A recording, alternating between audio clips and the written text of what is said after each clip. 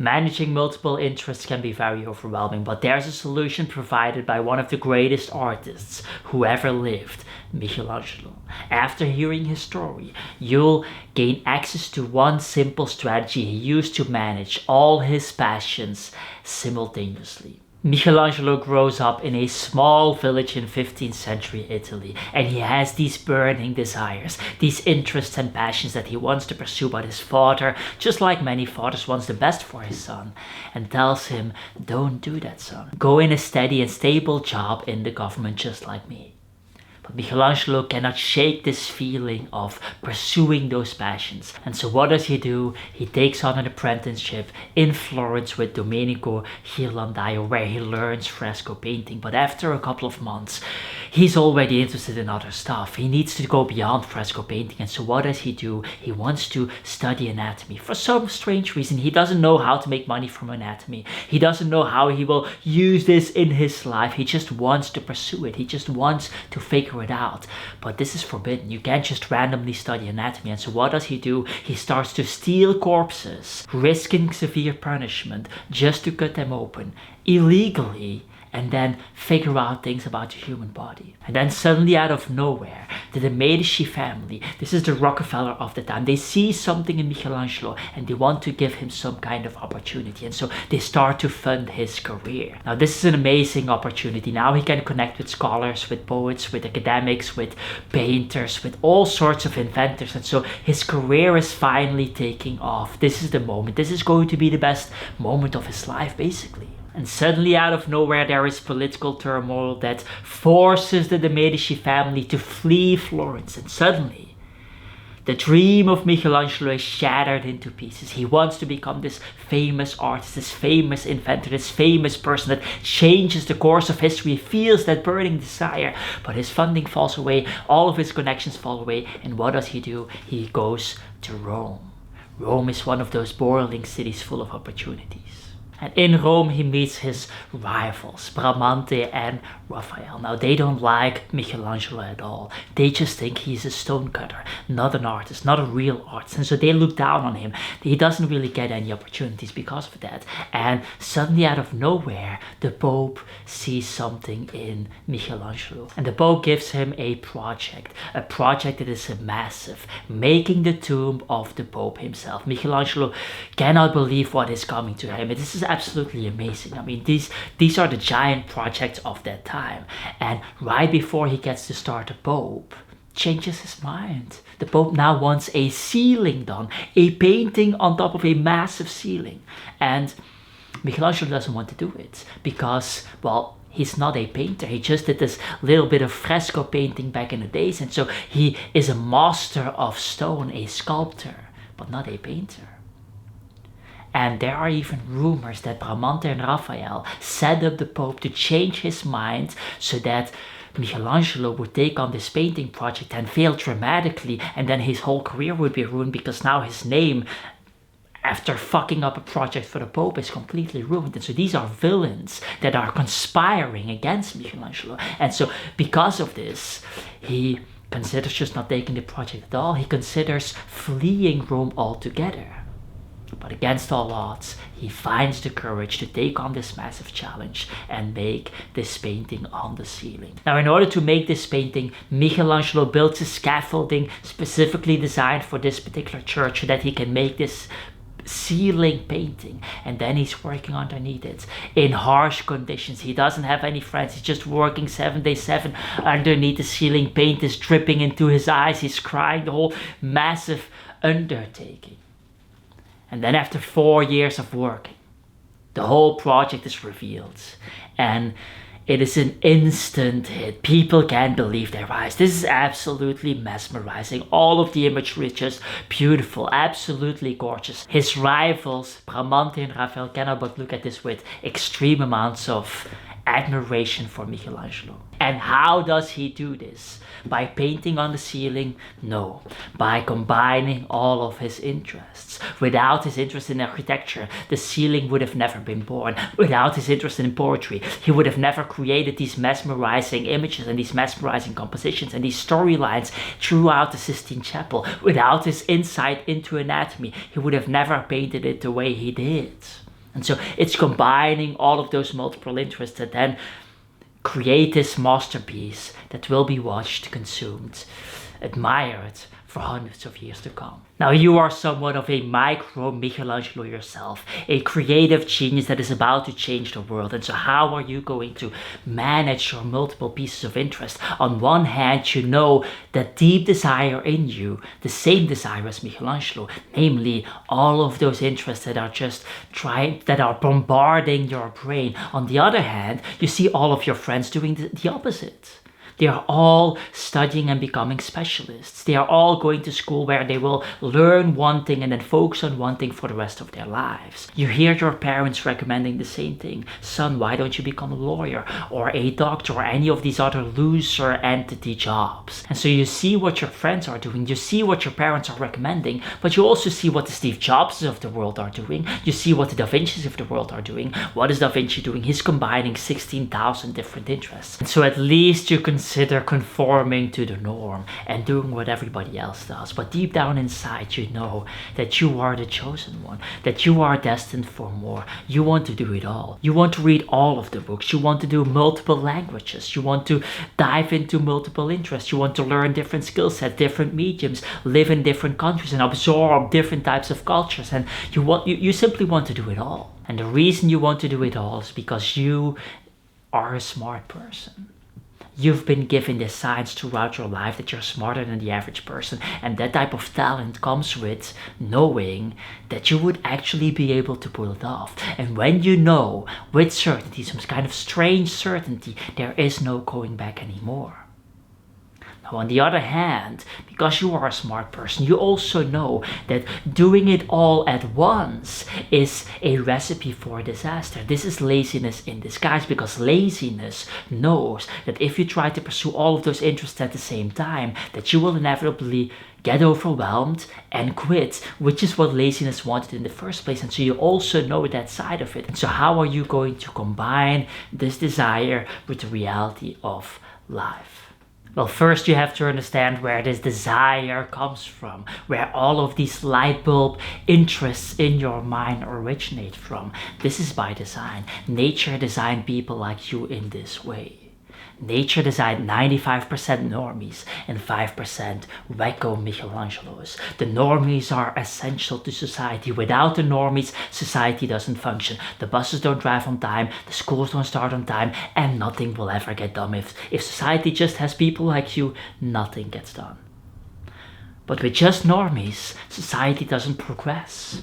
And so what does nature do? Nature creates 5% wackos like yourself. 5% people that will have this strange desire to steal corpses just to figure out how they work, like the Michelangelos of the world. And so if you understand that that is your true nature, that nature designed you so that nature could progress, so that society would actually invent new things and push itself forward, that is when you can safely at least come to grips with why you are designed this way. And once you understand this, you also understand that you don't actually have a choice. Nature didn't design its chosen ones to be able to be normies. No, they can be normies. They will have these thoughts and these desires and these interests for the rest of their life. You don't have a choice. And so you understand that you are the chosen one, that you are a micro Michelangelo. You understand that you will get these light bulb moments in your mind. You understand that the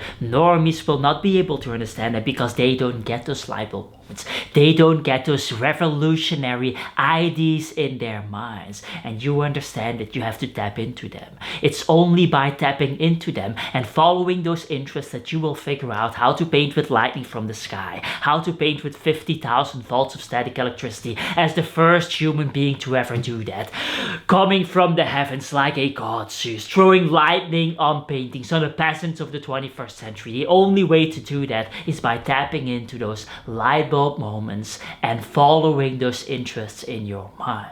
But you are a chosen one. You are one of the smart people, and so you also understand that a lot of these light bulb moments are fake light bulb moments. They are not real. They are distractions designed to keep you lazy and docile.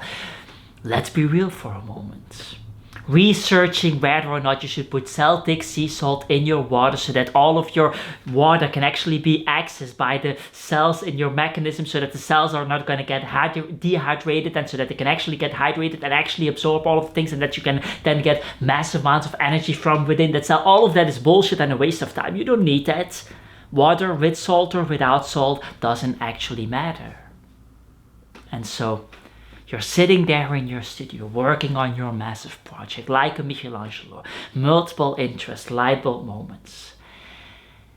And you're trying this new technique out, this new glazing technique. And what do you do when you're trying new things out? You go to YouTube.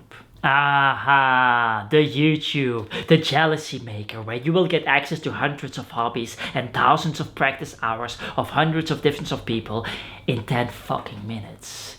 The amazing jealousy maker YouTube.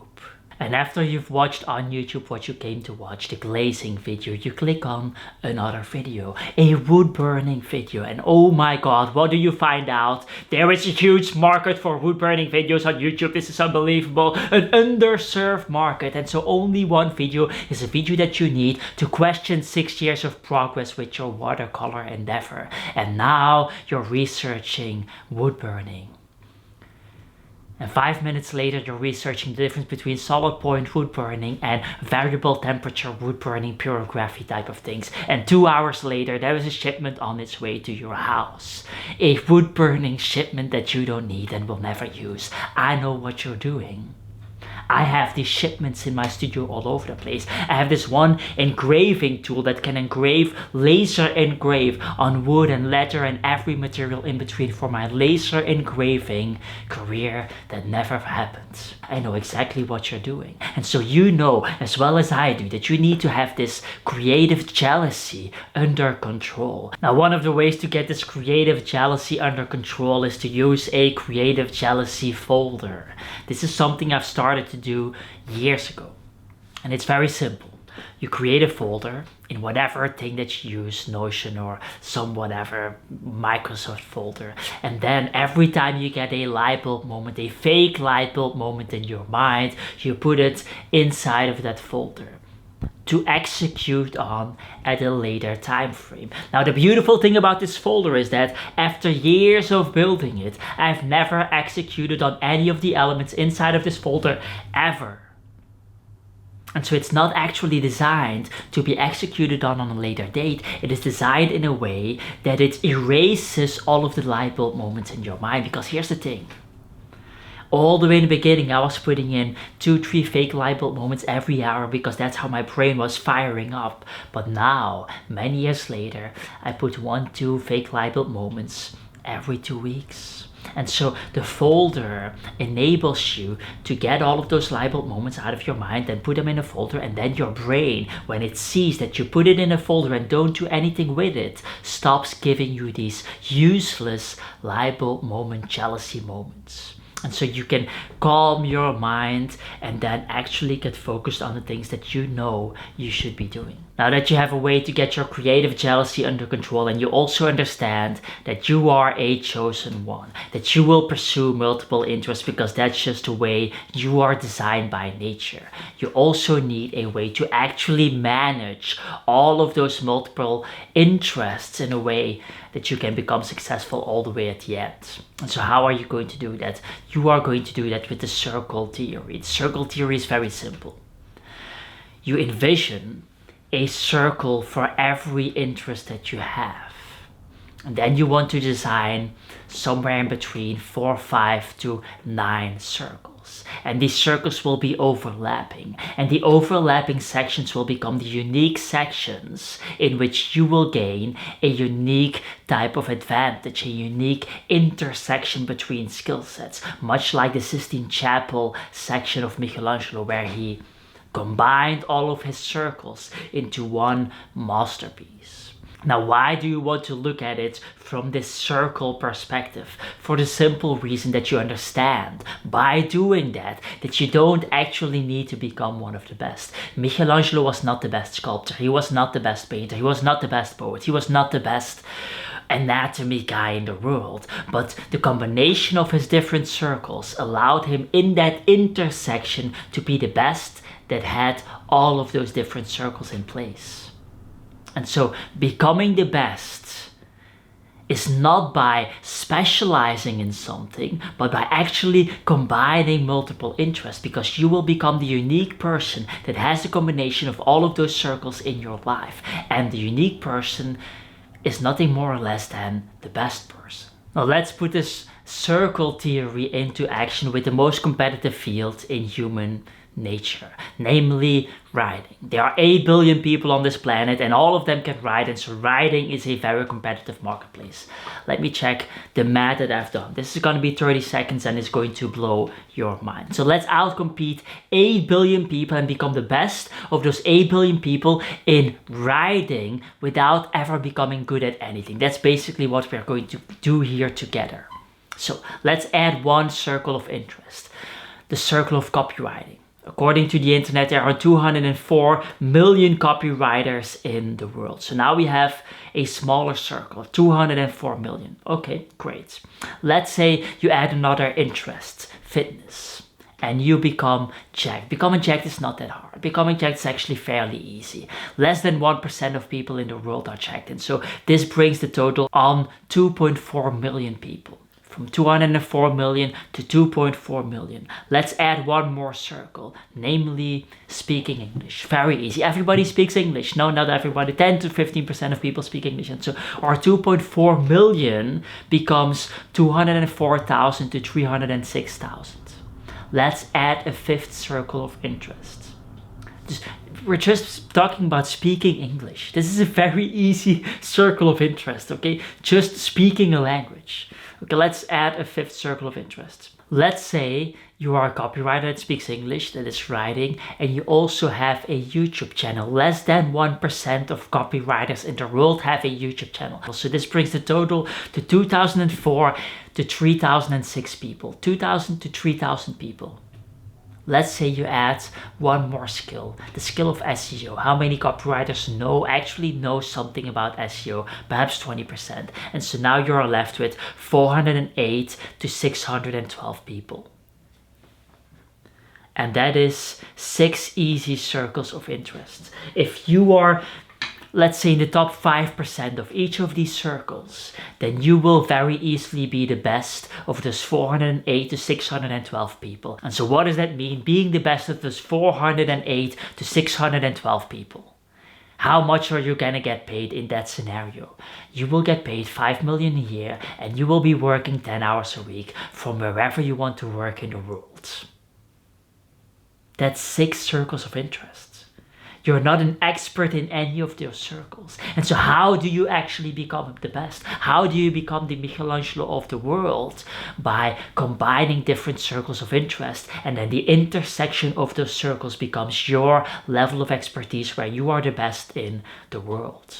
Now this is of course what the Da Vinci's and the Michelangelos and the Steve Jobses of the world have done. And this is the opposite of what all the normies are doing. This is the opposite of what is being taught in school. Why is this the opposite of what is being taught in school? Because in school they are not trying to turn you into a Steve Jobs. They are trying to turn you into a worker bee. They are trying to turn you into a slave that is very good at doing as it is told, that is very good at being an expert, an insect, because the only species that is an expert at something are fucking insects. And so this is what they are trying to do. And you are a very smart person. You know this. You might have read Horace, the designers of the schooling system, who literally spoke about creating a system to enslave people, to make them obedient. And the thing about specialization is that you can actually sell it. You can sell a degree on specialization. You cannot sell a 6, 7, 8, 9 circles of interests degree, because then you have millions of degrees and millions of directions that students can take, and then you don't actually have something to sell. You don't have a classroom, because all of the classrooms would be different and all of the students would have different trajectories, just like in real life. But you can't create that system. That is why they don't teach that. Now there's one circle that you have to include, a circle that Michelangelo and Steve Jobs and Da Vinci and all of these great minds had in common. The most important circle of them all, the circle that binds everything together. namely marketing and communication. Because here's the thing, let's say you are a reco guy that's interested in woodworking and has a Pokemon collection and then makes in his attic so mushroom woodworking sculptures because he's also a mushroom expert. That guy is still just a reco guy that desperately needs a girlfriend without marketing and communication. With a marketing and communication circle, this guy is not just a reco guy, but has a YouTube channel with 200,000 subscribers. And so the marketing and communication circle is the only skill. This is the skill that makes all other things obsolete. If you have marketing and communication, you will get away with any circle of your choice. If you don't have marketing and communication, you might end up being a reco guy, even with the circle theory that I just explained. Now, how are you going to become very proficient at marketing? Are you going to read books? Sure, reading books is one option, but that is not necessarily what I'm recommending you. What I believe you should be doing is to simply step in the marketplace and start marketing right now. I believe you already have innate skill sets that are good enough to start marketing. I believe that if you start doing, your level of mastery will create itself automatically without you having to do anything. I believe that if you start doing, the skill required to do will automatically follow. A lot of people believe that they first have to require some kind of mastery level and then they can start doing. I believe this is backwards. I believe you do first before you are good enough yet, and then you become good enough as you go along. Now, if you want a great place to start marketing, whatever it is that you want to do, I would download my free PDF that I've developed with marketing tricks, with the basics of virality, the basic concepts that will enable you to get some foundational knowledge in that you can immediately execute on. Link on the description. On top of that, if you want to have access to my full process, the process that I use today to market whatever it is that I'm doing, you can get that in the link in the description as well through the artist formula. And throughout this video we talked about Michelangelo and how he mastered multiple interests, but there's one more trick that he had on his sleeve. A trick to enable him to get all the commissions in the world from all of the great commissioners, like for example the Medici family or the Pope. I talked about it in a video called The Biggest Mistake Most Artists Make in 2024. Link in the description and in the end screen. That's it. Get the hell out of here.